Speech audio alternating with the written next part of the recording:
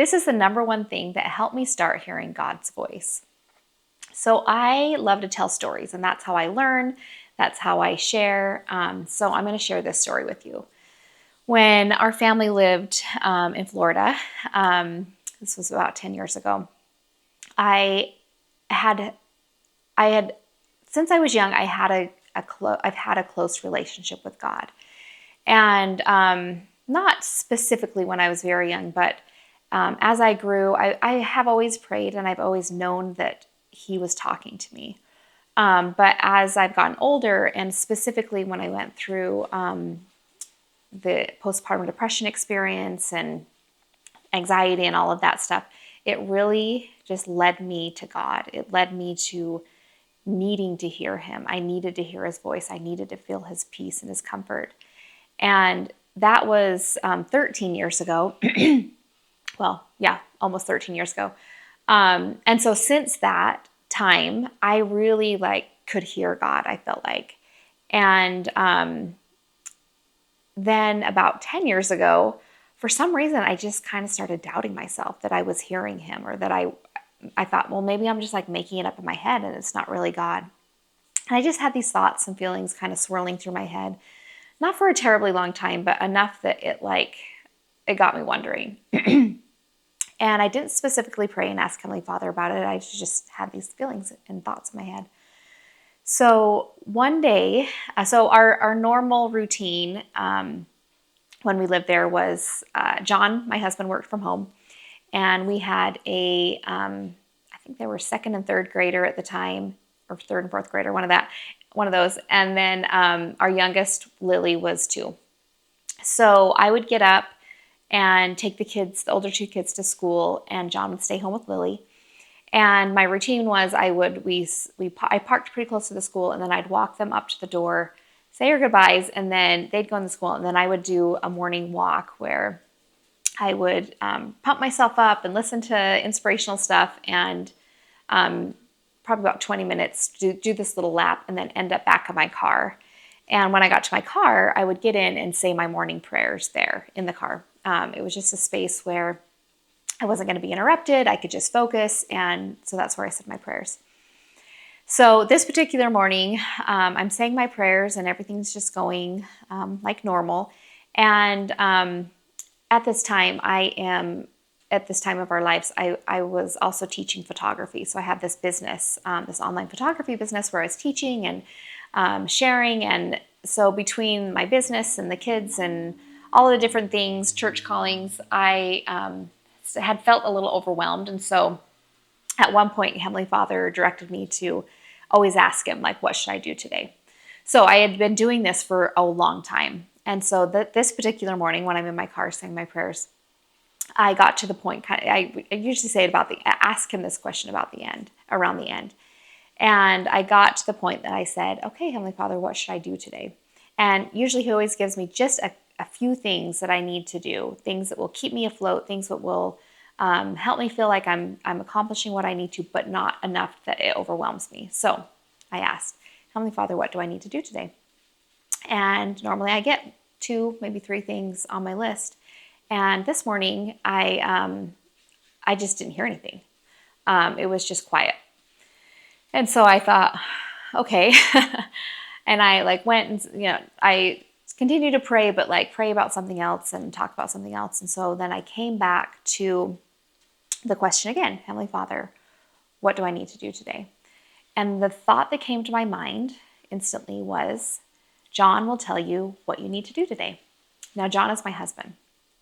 And I'd never gotten an answer like that before. And I did second guess myself, okay, am I hearing Heavenly Father correctly?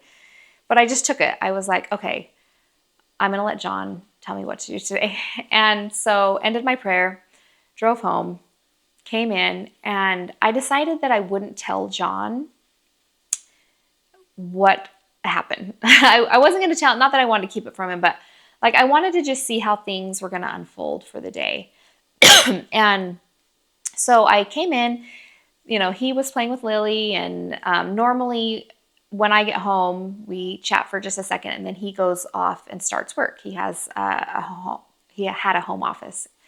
And so I chatted with him for a minute, And instead of him going off and going to work, he's like, hey, do you want to watch the season finale of the show that we had been watching? And I was kind of not taken aback, but it was different because we normally just don't watch TV during the day. We just don't have time, and it's just not something we normally did.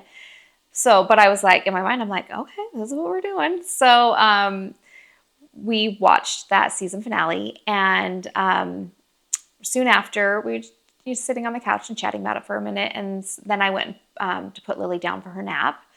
And so when I got back, John had fallen asleep on the couch. And again, a little odd. Like, that wasn't something he normally did. He did teach seminary, early morning seminary, for the ninth graders in our church, and he had to be up at like 5, I think. So I wasn't surprised that he was tired, but surprised that he'd actually like lay down and had taken a nap. So I went in the kitchen and was doing some dishes and kind of cleaning up a little bit. And about 10 minutes later, he woke up.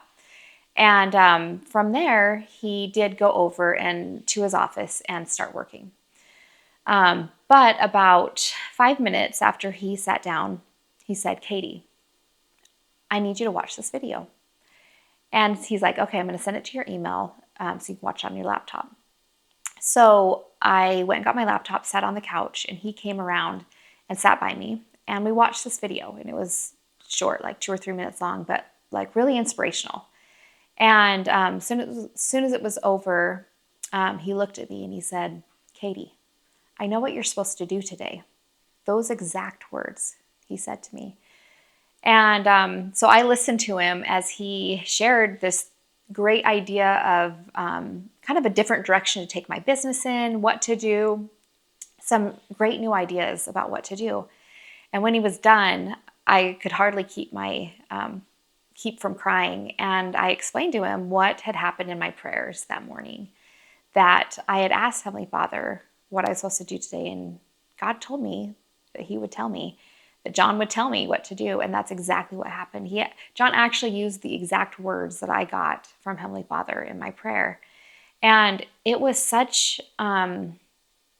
it was exactly what both John and I needed to hear. He also needed to hear from God that he was listening, that John could hear God, and that John could hear what he was saying to him. And it made every difference to me that I knew deep in my heart that God is talking to me and that I am hearing him. And so the biggest thing if I look back at that situation and the other times that I can hear God and know that we are communicating, the biggest thing to me is trust. I am trusting myself. I'm trusting that the answers that I'm feeling in my heart, the answers that I'm quote unquote hearing in my head, are truly from God. And as I do that, and as I trust myself, it builds my confidence and helps me understand and hear God more clearly. And another kind of side thing that I know that really helps is when I trust myself that I'm hearing God, I take action on what he's telling me. I go and I do those things, and then I don't always, but I try to return and report. I tried to come back in prayer the next time I talk to him and say, okay, I went and did this. This is, you told me to do this, and this is what I did. But I want you to know that God does hear you. He hears you, and he wants to communicate with you. He loves you so much. He knows you by name. He is your Father. And he is, there's a picture of Jesus Christ trying to open a door.